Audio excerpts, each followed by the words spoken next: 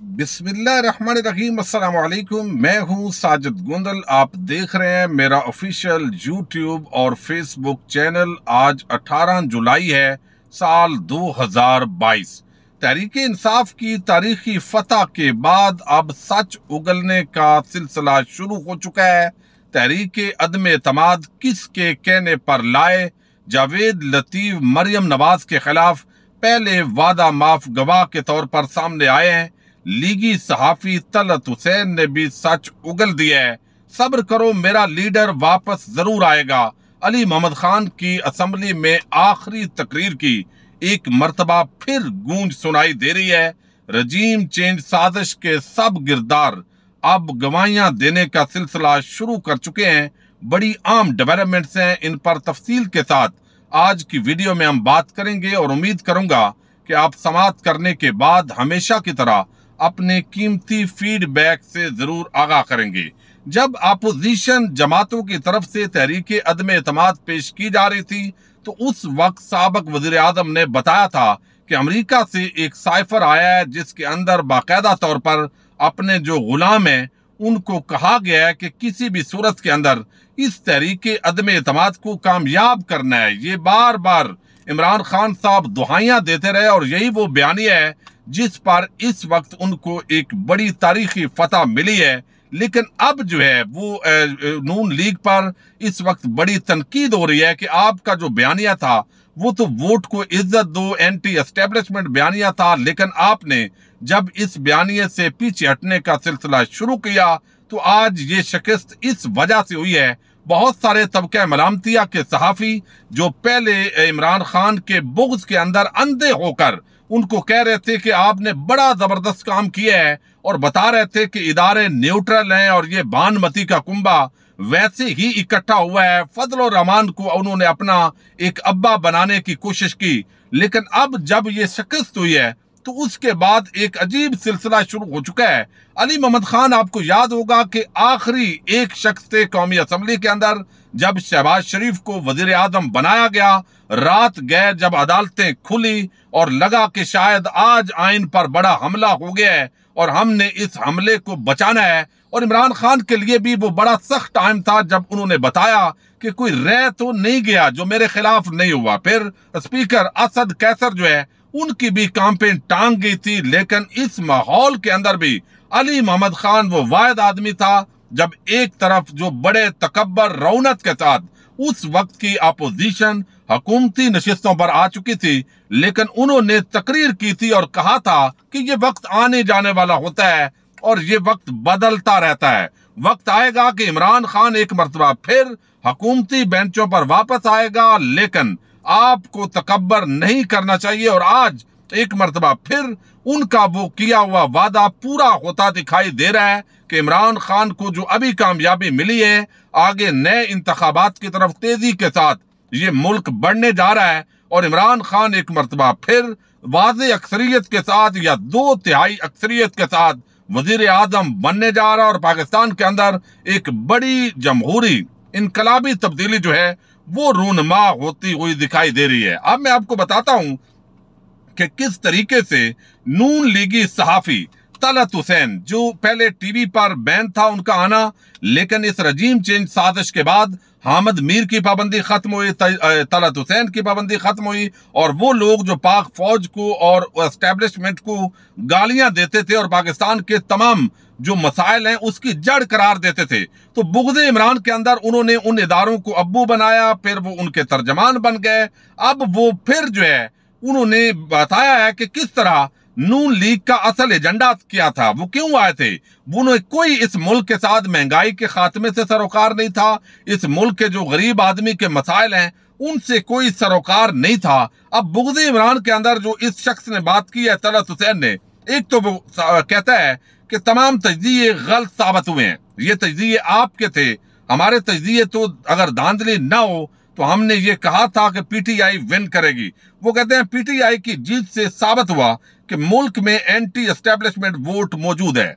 अगर आप एस्टेब्लिशमेंट को कलीदी लोगों का किरदार, इंपोर्टेड हुकूमत का नुमाइंदा, साजिशी mister X Y, Mir Jafar, Mir Sadiq का नाम दें तो वोटर्स का रिस्पांस बहुत जबरदस्त आएगा। तो ये तो बुग़्ज़ निकाल रहे हैं। इमरान खान ने साबित किया कि एंटी यूएसए और एंटी एस्टेब्लिशमेंट वोट आपको मिलेगा। इमरान खान ने साबित किया कि इदारों को बैक फुट पर रखो तो वो मजीद बैक हो जाते हैं। नून लीग कह रही है कि मुश्किल फैसलों की वजह से हमें शिकस्त हुई। ये बात नहीं है। सब जानते हैं कि आप क्यों हुकूमत में आए थे, आपको मुकदमात खत्म कराने थे। अब ये बात हम तो मुसलसल कह रहे थे कि इन्होंने NRO 2+ लेना है, लेकिन ये नून लीग के सहाफी जो अब सच उगल रहे हैं, जो बता रहे हैं, इनके साथ अभी ये बताएंगे कि कौन किस से मिला, कहां कहां इन सहाफियों की मुलाकातें होती रही, ये भी अभी ये बताएंगे। लेकिन यहां पर वो कहते हैं इन्होंने मुकदमात खत्म करवाने थे। तो इमरान खान जो कह रहा था इस बात को तो इन्होंने तस्लीम कर लिया है।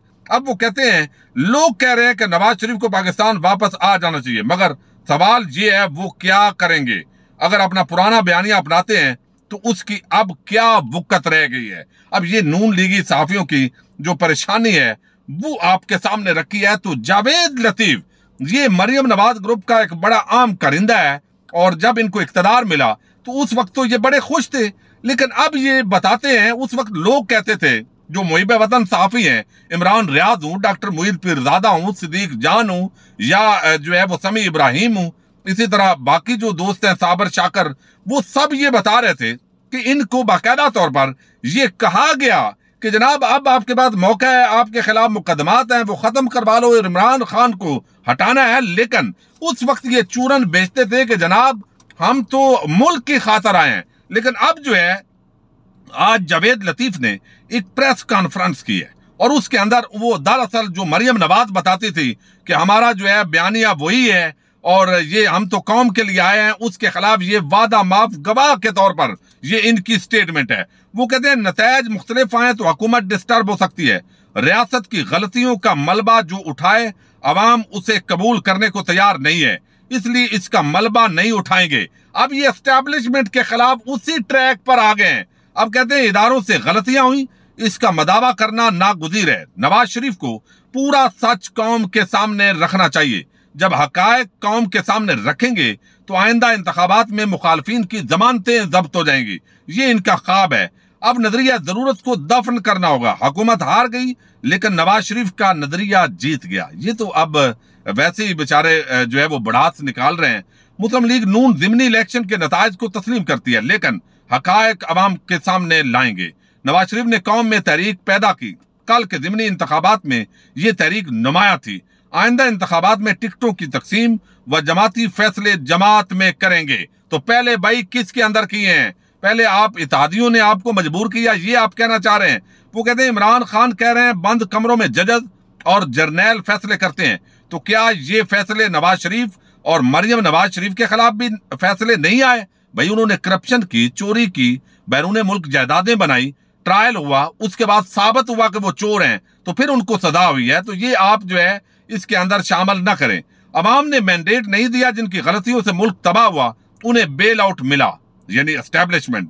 वो कहते हैं कि उन्हें चलाएंगे तो कल वाला रद्द अमल आएगा। वजीर आजम शहबाज शरीफ की हुकूमत का पहले भी मैंडेट नहीं था। अदम एतमाद से कौमी हुकूमत बनाई, इसका एक मकसद था मईशत को सहारा दिया जाए, कहीं डिफॉल्ट ना कर जाए। आज मुल्क फौरी इंतखाबात का मुतहम्मल है या नहीं, खुमियाजा कौम भुगतेगी। जब इमरान खान की हुकूमत में था तो उस वक्त फौरी इलेक्शन होने चाहिए थे। अगर साल इमरान खान को दे दिया तो नए इंतखाबात से पार्टी मुल्क को संभाल नहीं सकेगी और 3 माह में रिलीफ नहीं दे सकेगी। इलेक्शन के बावजूद पेट्रोल और बिजली की कीमतें बढ़ाई क्योंकि रियासत और मईशत को बचाना था। तो आपने रियासत और मईशत को तो बर्बाद किया।